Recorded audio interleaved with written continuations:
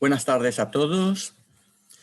Bien, el título de la conferencia es Funciones, estructura y desarrollo del cuerpo causal. El cuerpo causal debe su nombre a que en él residen las causas que se manifiestan como efectos en los planos inferiores, pues en él se guarda toda la memoria de los acontecimientos experimentados y grabados en los átomos permanentes desde que estos están conformados como tríadas inferiores y que son la consecuencia de nuestra actitud, nuestra manera de ser y nuestra manera de comportarnos ante la vida. El cuerpo causal desempeña varias funciones.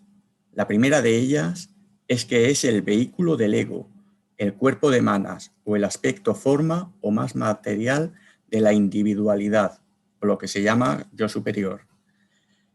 Una segunda función es la de que es el recipiente de la esencia de las experiencias del hombre a lo largo de las encarnaciones.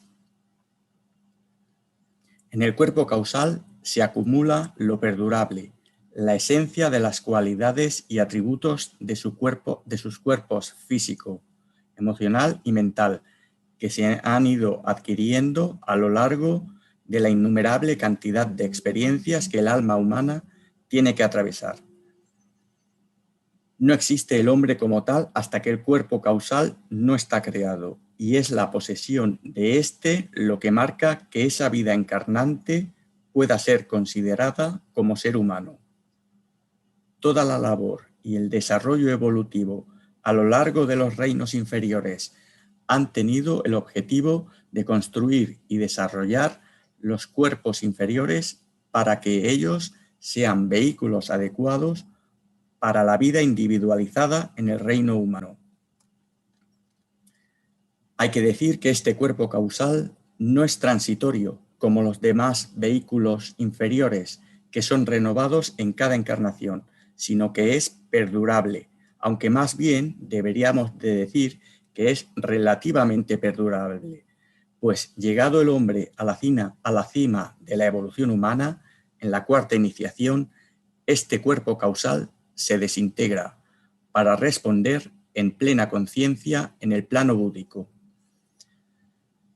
Entonces tenemos un cuerpo mental que es dual, un cuerpo mental inferior, transitorio y nuevo en cada encarnación, vehículo de los pensamientos concretos, y un cuerpo mental superior o cuerpo causal, perdurable a lo largo de toda la etapa humana, vehículo de los pensamientos abstractos. El pensador es el morador del cuerpo causal. En él están comprendidos todos los poderes mentales, la memoria, la intuición, la voluntad, y recoge todas las experiencias de las vidas en encarnación y las transmuta en sí mismo en esencia de tales experiencias y en sabiduría, como producto de la fusión entre la experiencia y el conocimiento. En el cuerpo causal solamente puede existir lo abstracto, no lo concreto, pues es función de éste el discernir de las percepciones, las sensaciones e ideas y ocuparse únicamente de las ideas puras, la pura inteligencia, la clara visión, separadas de la presentación concreta de ellas. Hablando del pensador, la sabiduría antigua o la teosofía enseña que este pensador es una luz que está situada en la atmósfera de los subplanos mentales superiores. Esta luz depende de la evolución de la persona. En el hombre promedio puede ser una pequeña luz que no puede tocar todas las áreas de la mente para tocar el cerebro, excepto en situaciones excepcionales. Y en el hombre avanzado es una luz progresiva que va penetrando lentamente toda la substancia de la mente, y a medida que penetra se expande la conciencia del hombre, influenciando y afectando también al cerebro. El cuerpo causal también es un reflejo de la mente universal y creadora, y en este encontramos el poder misterioso del pensamiento creador, que le permite reproducir resultados exteriores si la atención y la energía volitiva es lo suficientemente intensa.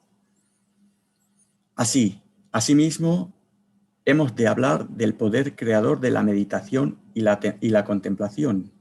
En todo ello radica el secreto de toda verdadera magia, haciendo hincapié que la magia blanca siempre actúa desde arriba hacia abajo o desde los planos internos hacia los planos inferiores, y no es un efecto de la vibración del aspecto forma de la vida, pues está divorciada de la emoción y del impulso mental concreto.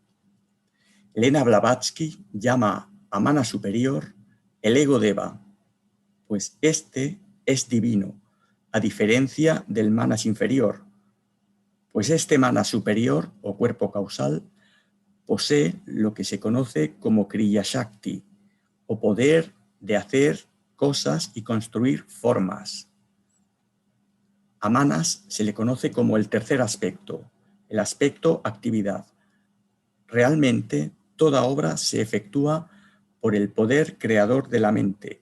No es la mano del escultor, la mano del músico o del pintor o del artista, por poner ejemplos, la que ejecuta el trabajo, sino el poder mental el que dirige la mano y las energías volitivas que dan forma a la obra que se genera.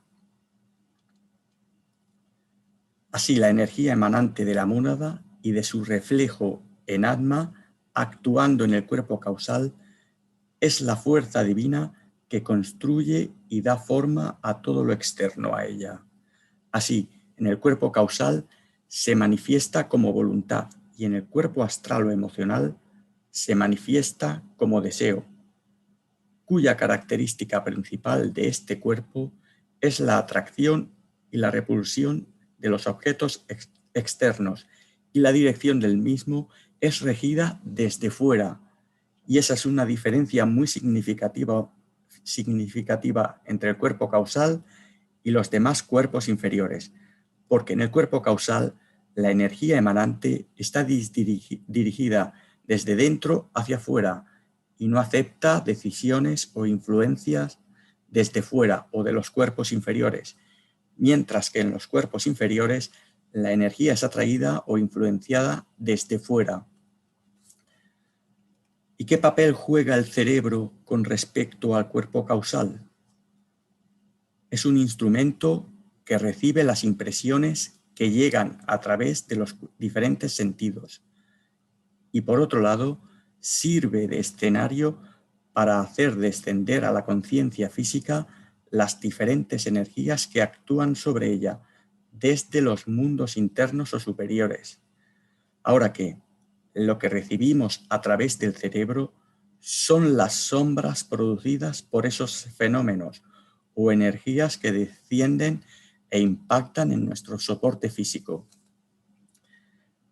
Pero aparte de estas dos funciones que hemos comentado, está la función de servir como órgano de los pensamientos abstractos, y la formación de estos pensamientos va a depender de la cualidad de la materia que compone este vehículo. El cuerpo causal está compuesto por materia de los 3 subplanos superiores del plano mental. En el ser humano normal y corriente, solo la materia del tercer subplano está activa, permaneciendo inactiva la materia de los 2 subplanos superiores. A medida que el hombre va progresando a lo largo de sus encarnaciones, sus capacidades latentes y la materia de los 2 subplanos superiores se van activando de una manera gradual, llegando a su completa actividad cuando el hombre alcanza el adeptado o la quinta iniciación. El desarrollo de cualidades en el hombre se refleja en el cuerpo causal a través de colores, pero para aclarar cómo se expresa la evolución dentro del cuerpo causal, vamos a poner unas cuantas imágenes y las iremos comentando un poco. Vale, un momento, vamos a ver, compartir.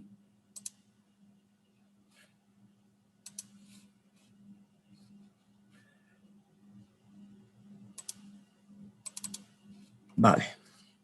Bien, en esta imagen tenemos representado el cuerpo causal de un ser humano que acaba de individualizarse. Presenta un cuerpo causal donde da la impresión que está vacío, pues aparece como incoloro y transparente, como si fuera una burbuja de agua. Está llena de materia mental, pero esta no está activa.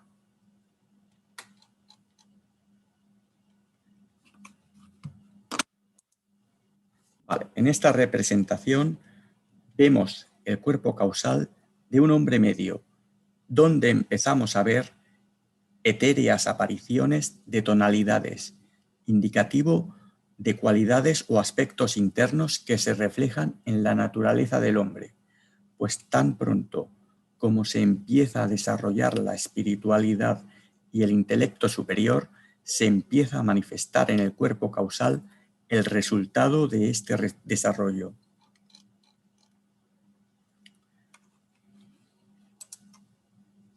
En esta representación vemos el cuerpo causal de un hombre evolucionado, o sea, que tiene activas muchas potencialidades espirituales, y las cualidades nobles como el amor, la simpatía o la inteligencia se ven reflejadas en la intensidad y brillantez de las tonalidades que resplandecen en el aura. El cuerpo causal, desde su inicio como hombre primitivo hasta su grado actual de hombre evolucionado, no solamente se ha llenado de luz y tonalidades, sino que también ha aumentado su tamaño e irradia corrientes de fuerzas en varias direcciones.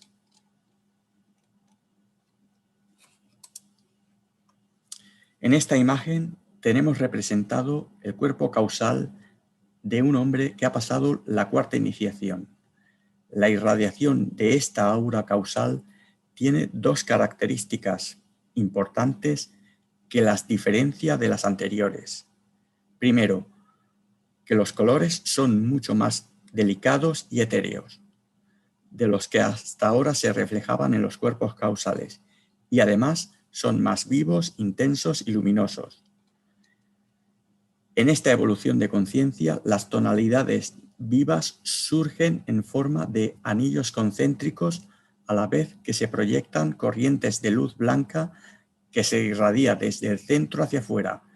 Tiene algo especial este tipo de cuerpo causal, y es que fortalece las cualidades superiores de todo aquel que entra dentro de su radio de acción. El cuerpo causal del adepto es bastante parecido al de esta imagen, que es la del iniciado del cuarto grado, solo que ha aumentado en tamaño de una manera considerable, y su brillo es de una potencia de un sol, de una belleza inimaginable. La disposición de los colores, al igual que la del iniciado de cuarto grado, también está distribuida en forma de círculos concéntricos. Vale.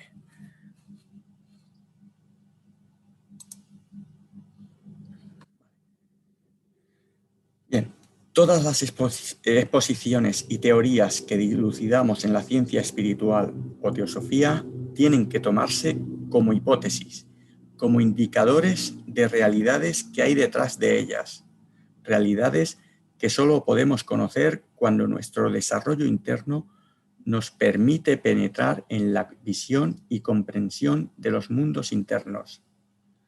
Hay que remarcar que se tiene la errónea actitud de tomar las palabras por ideas y las ideas por realidades que ellas mismas representan.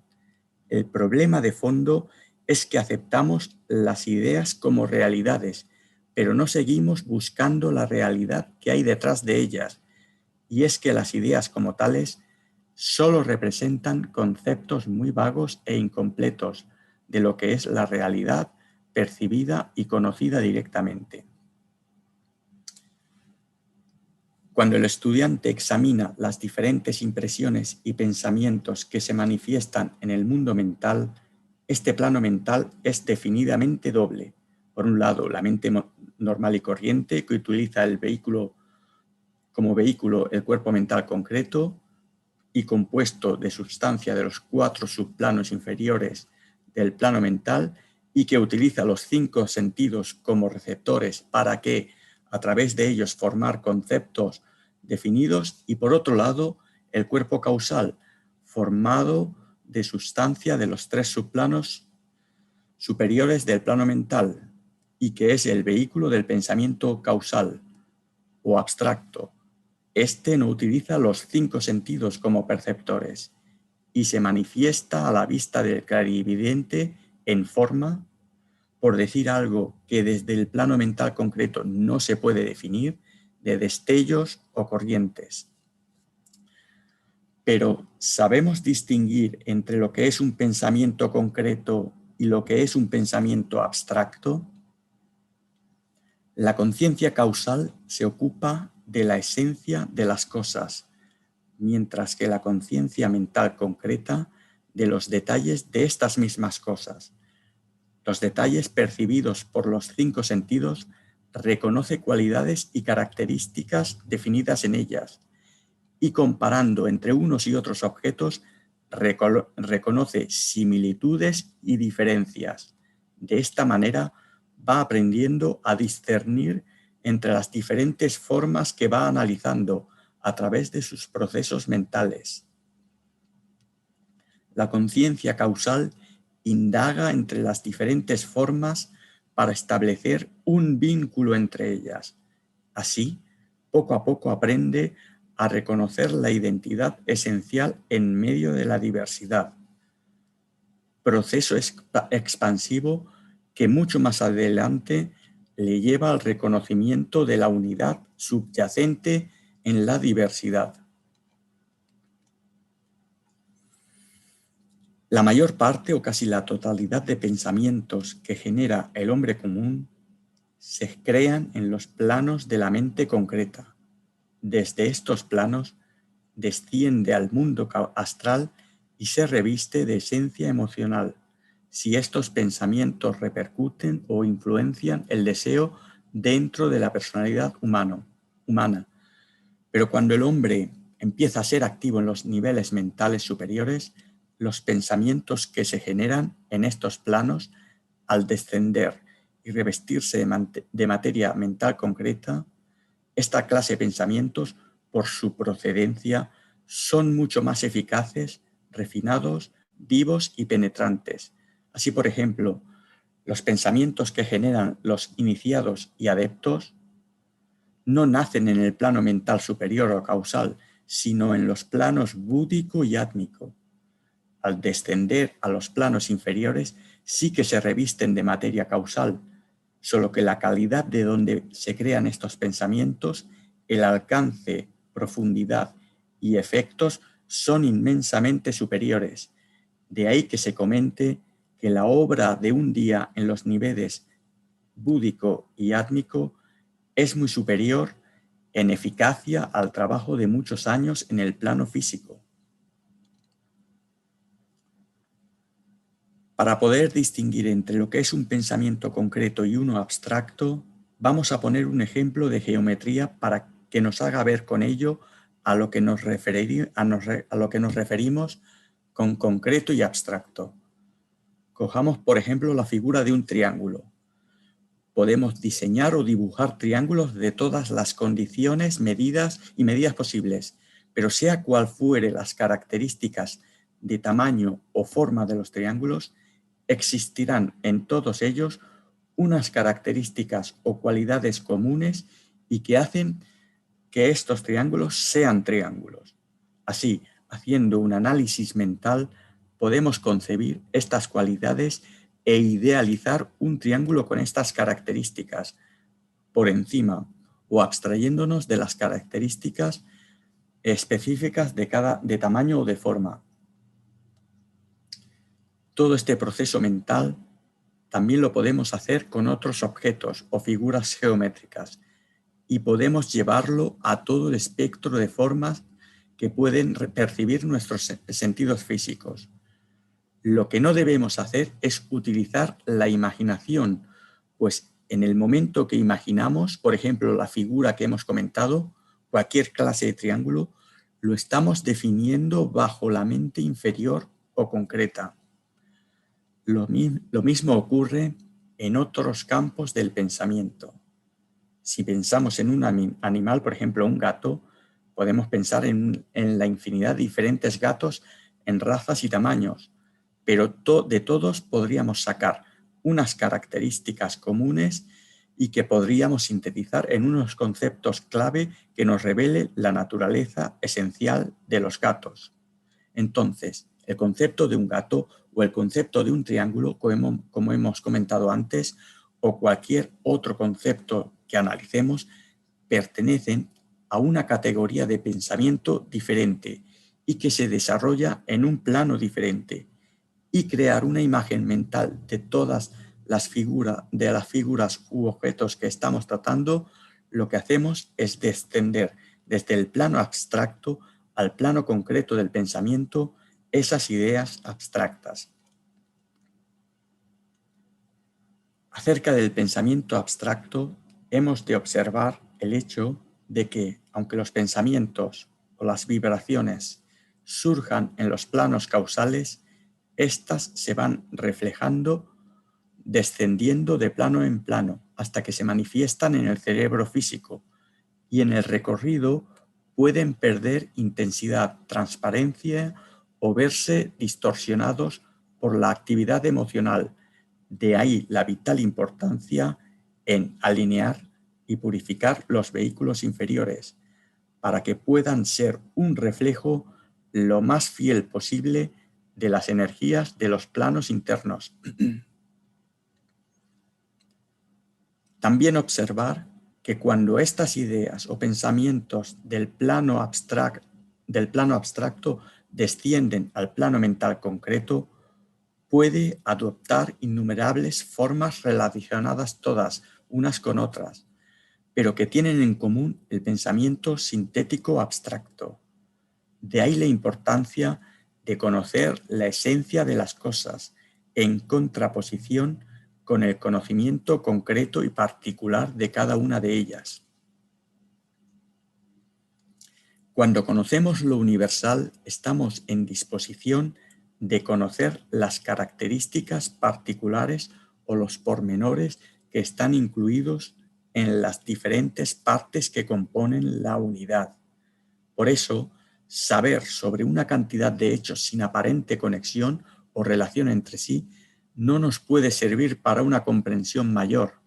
Se amplía nuestra comprensión llegando a reconocer el valor implícito de todos estos hechos antes citados y aparentemente inconexos. Conocer los principios implícitos de las cosas nos evita reconocer la infinita e interminable búsqueda de detalles que caracterizan a las formas de los tres mundos. Se dice que los grandes iniciados tienen un conocimiento absoluto de los principios fundamentales en todas las áreas de la vida y no se molestan en la infinidad de detalles, y que si quieren una información detallada en relación con alguna cosa, solamente tienen que aplicar su mente a esa área en particular y tienen toda la información sin dificultad. Ellos pueden funcionar perfectamente en el plano mental superior sin necesidad de trabajar con un instrumento como el cerebro. Estos principios universales existen eternamente en la mente universal. Todo cuanto puede ser conocido del sistema solar ya está en la mente del Logos, y solo el desarrollo del cuerpo causal y los vehículos superiores facilita al individuo el acceso y conocimiento de estos principios universales. Antes de desarrollar el tema de los métodos de desarrollo del cuerpo causal, vamos a comentar dos puntos que se deben de tener en consideración y se deben de comprender con claridad. El primer punto a considerar es que el cuerpo causal es el vehículo más externo del yo superior, de la tríada superior Atma, Buddhi, Manas. Pero el desarrollo de esta parte de Manas es un proceso muy lento. que requiere cientos de vidas desde que se alcanza la individualización y se entra en el reino humano hasta que se acaba la etapa y se alcanza el adeptado, entrando en el reino superhumano. Hay que tener en cuenta que las primeras etapas del ser humano en estado salvaje y semicivilizado requieren muchísimas vidas y es un proceso muy largo, pero que necesariamente se ha de pasar, pues en estas etapas se aprenden las bases de los estados posteriores de evolución. El simple hecho de que haya una necesidad en el alma de hacerse cargo de su propia evolución, de aspirar a acceder al conocimiento de las realidades internas de la vida superior, es un signo de madurez e indica que el alma se está aproximando a la meta y por lo tanto solo faltan unas pocas vidas de intenso entrenamiento para completar el trabajo y el propósito de la evolución en el reino humano. Entrenamiento que se compone principalmente en quemar todo el karma negativo de vidas pasadas y que es un obstáculo o impedimento para el progreso interno, pues este karma generalmente aparece como impedimentos internos que te imposibilitan el poder avanzar dentro de la vida interna. Y por ello se debe de hacer un trabajo intenso de perfeccionamiento y purificación de la naturaleza inferior, para que ésta pueda ser un reflejo de las cualidades de la vida superior.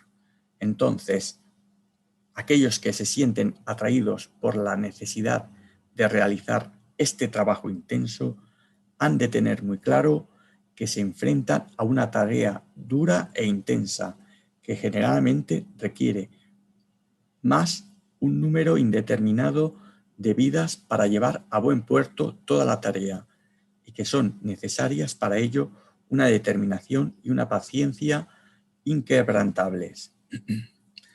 El segundo punto a considerar es que se debe de tener una percepción clara de la relación entre el ego superior y la personalidad, ya que sin esta percepción clara puede producirse una confusión espiritual, obnubilar el entendimiento y obtener una visión distorsionada del sendero a transitar. El ego vive su propia vida y su crecimiento es el resultado de las esencias de las experiencias vividas y recogidas al final de cada encarnación e incorporadas como facultades al propio ego.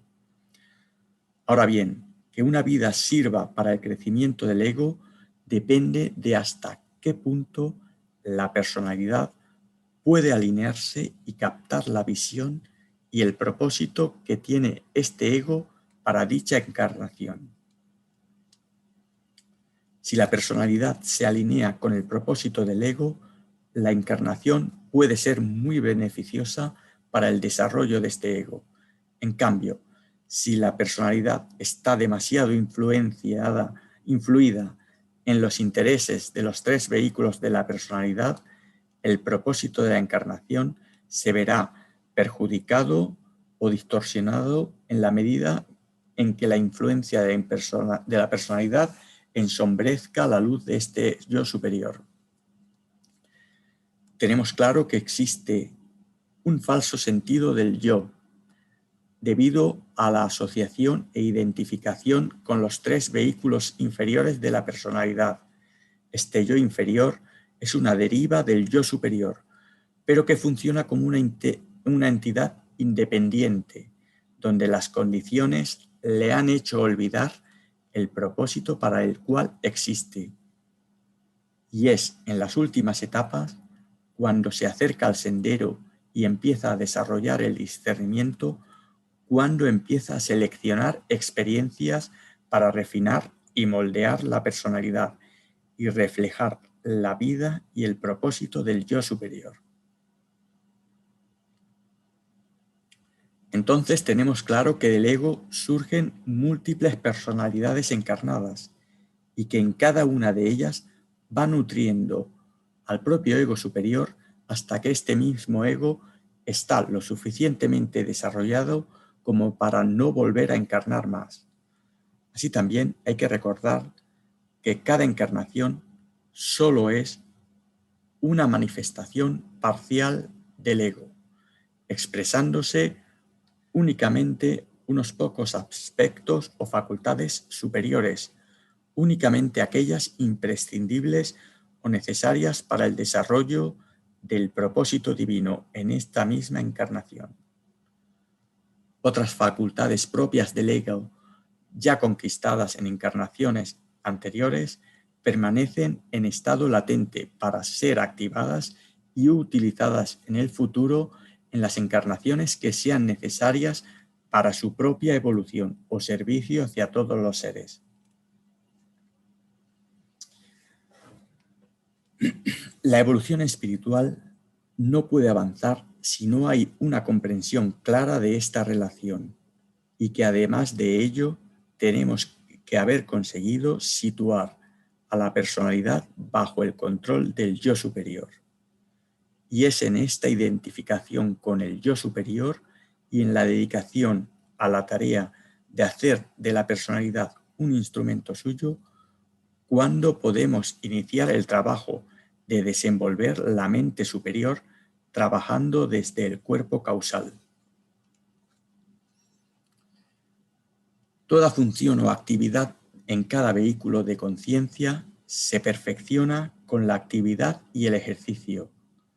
Como una de las funciones del cuerpo causal es la de servir como vehículo del pensamiento abstracto, si queremos desarrollarlo, debemos ejercitarlo con pensamientos abstractos. El pensamiento abstracto va de lo particular a lo general. Ahora bien, para ello es necesario que los datos que se utilizan en las ideas sean correctos y pensadas en base a razonamientos lógicos, o sea, con sentido común. Así, la base del pensamiento abstracto es el razonamiento lógico, científico y sistemático. Cuando los razonamientos van de lo particular a lo general, esta generalidad es el primer paso de vuelta hacia la unidad. Este razonamiento en lo general es un entrenamiento preliminar para adquirir la visión sintetizada que ve al uno en la multiplicidad. Esto nos permite descubrir que las leyes que rigen la vida son como ríos o afluentes de un río mayor y que si seguimos profundizando, alcanzamos el océano de la existencia que es la unidad. ¿Y cómo entrenamos la mente superior para que los pensamientos abstractos den resultado? Tenemos que considerar que el pensamiento abstracto actúa descubriendo las relaciones entre las partes para encontrar, revelar o descubrir la idea general o sintética que hay detrás de los aparentes e inconexos datos o partes. Cuanto más desarrollado es el cuerpo causal, más fácilmente es capaz de penetrar y de ver las relaciones entre estos hechos. Entonces, en todos los campos o esferas de la vida, podemos encontrar oportunidades para desarrollar el ejercicio de la generalización y la visión global y de conjunto. En la filosofía, en la ciencia, en la religión, en la psicología, en la biología, en la medicina, en la arquitectura, en la educación, etcétera, en todos los campos. Y quizás sean las matemáticas, como ciencia pura y en especial las matemáticas superiores, el método más elevado para el desarrollo de la mente superior. No obstante, la filosofía puede adaptarse mejor al desarrollo del cuerpo causal como campo de entrenamiento para el estudiante de la filosofía oculta o de la vida superior. El segundo método de desarrollo del cuerpo causal es la de servir como medio para hacer de todas las virtudes y facultades adquiridas una parte integrante de su propia alma. Cuando se desarrolla cualquier cualidad o virtud, este logro se acumula en el cuerpo causal y pasa a formar parte constituyente del ego superior. Este método es un camino de disciplina interna con el objetivo de purificar el carácter y desenvolver las cualidades divinas hasta que el proceso se termina y el cuerpo causal se ha convertido en un centro resplandeciente de la vida divina. Otro factor de desenvolvimiento del cuerpo causal es el desarrollo de los vehículos búdico y átmico. Hay que resaltar que en el desarrollo del cuerpo mental inferior o el superior provocan una influencia directa en el desarrollo de los demás vehículos y, por supuesto, también en los dos superiores de la tríada espiritual, el búdico y el átmico. Como hemos comentado, en el cuerpo causal solo pueden entrar las buenas acciones y cualidades. Nada negativo puede entrar en él. En las primeras etapas de la evolución, el crecimiento del cuerpo causal es muy lento, pues no existen elementos incorporados en él que puedan resonar simpáticamente con las cualidades superiores si éstas no están desenvueltas. La existencia de vicios o cualidades negativas en la personalidad es evidencia de que no están sus buenas cualidades opuestas, desarrolladas e integradas en el cuerpo causal. Pero el hecho de que una cualidad falte o no esté desarrollada no da por hecho que el vicio esté establecido en la personalidad. Aunque sí hay que tener en cuenta que como el hombre es un ser sociable que habita en grupo y actúa imitando conductas del grupo al que pertenece, es muy probable que desarrolle tales vicios. En tal caso, en el desarrollo en sí mismo de la virtud opuesta, el vicio se desprende de la personalidad y ya no puede existir de ahora en adelante. Entonces, el camino más corto para deshacerse del mal e impedir que aparezca es llenar el vacío del ego desenvolviendo las cualidades correspondientes. Como hemos dicho antes, el mal no puede entrar en el ego. Ahora que el hecho de vivir rodeado de vicios o cualidades bajas durante un largo periodo de encarnaciones o vidas provoca que durante un periodo subsiguiente muy prolongado el cuerpo causal se torne insensible a las impresiones superiores.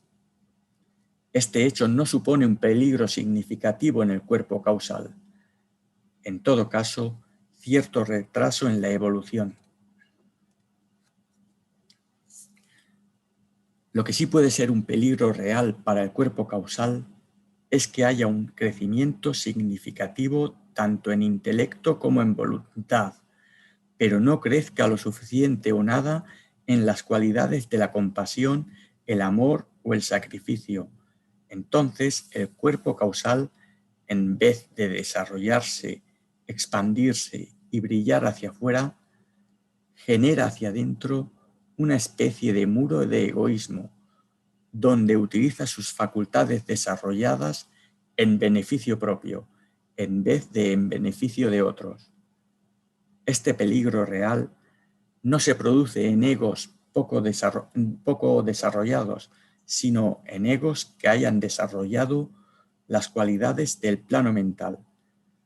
De ahí que el egoísmo, el orgullo, la hipocresía, la ambición y el intelecto con fines egoístas son mucho más peligrosos en sus efectos que las faltas de un ego poco desarrollado.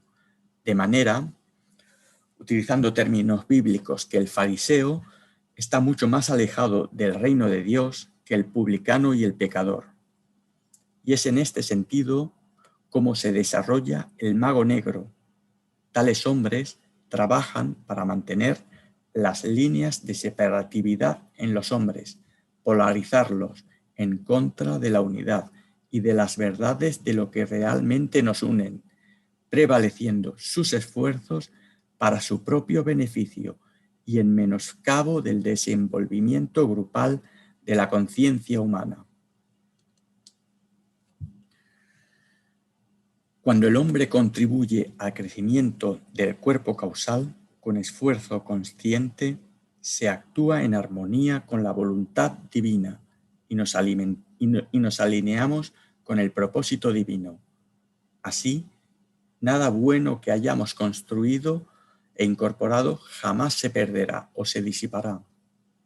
Comparando el mal con el bien, el mal lleva en sí mismo el germen de su propia destrucción. En cambio, el bien posee en su interior las semillas de la inmortalidad y lo único perdurable.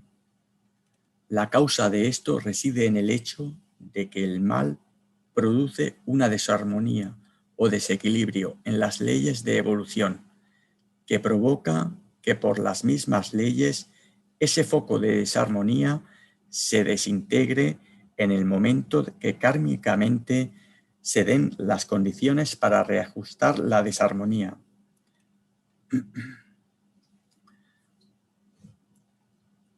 Por otra parte, lo bueno es alimentado y llevado adelante por las leyes de evolución, integrándose y llegando a formar parte de ellas, aunque lo malo no puede entrar ni acumularse en el cuerpo causal, sí que se acumula en los vehículos inferiores, que, por ley de justa retribución o karma, cada hombre recibe el resultado de sus acciones.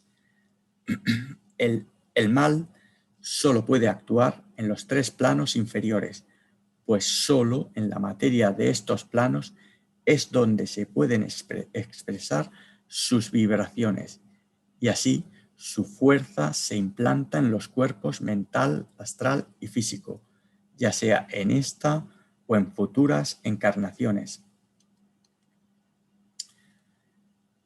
Y para ser exactos, el resultado del mal se acumula en los átomos permanentes encargados de no solamente registrar, sino también impregnar a los cuerpos inferiores con aquellas esencias que no han podido entrar en el plano causal, pero que son parte cualitativa de la personalidad, hasta que estas características mundanas se transformen en cualidades divinas y puedan formar parte de la construcción del cuerpo causal. Las cualidades adquiridas durante la encarnación se transfieren al cuerpo causal. La asimilación de estas cualidades ocurre de forma muy parecida a cómo se transfieren las cualidades en las almas grupales de los reinos inferiores. Así, para desarrollar una cualidad y que ésta forme parte predominante en las cualidades del ser humano en una encarnación, se necesitan varias vidas trabajando esa cualidad para que en un futuro se manifieste de una manera plena. Dicho todo esto, el cuerpo causal es la concepción más cercana del hombre real que nuestra comprensión puede alcanzar. El ego es el genio actuando en el cuerpo causal y una de sus facultades es la intuición. Intuición es visión interna, la capacidad de ver lo real, ejercicio de los ojos de la inteligencia y reconocimiento de la verdad. El hombre que ha dominado sus vehículos inferiores de expresión lo suficiente puede acceder y recibir directamente la luz del ego y conocer la verdad bajo los efectos de la profecía, de la clarividencia y la inspiración divina. El hombre físico es el instrumento y el ego es el artista, el conductor, el ejecutante. En el estado actual de la evolución humana, el manas superior se manifiesta en muy raras veces y las genialidades son manifestaciones de la mente superior. La práctica de una determinada cualidad desarrollada a lo largo de las encarnaciones da lugar a que esa cualidad en una vida surja como una genialidad, que se pueda actuar conscientemente en los planos superiores del mental, indica un gran progreso, ya que indica que el ego superior ya ofrece una influencia sobre los vehículos de la personalidad. Y para finalizar, comentar solo que no he hablado nada ni de la concentración, ni de la meditación, ni de la contemplación, que juegan un papel importante y fundamental en el desarrollo del cuerpo causal, porque es un tema tan extenso y tan complejo que se necesitan, estos métodos necesitan ser tratados más adelante en futuras conferencias.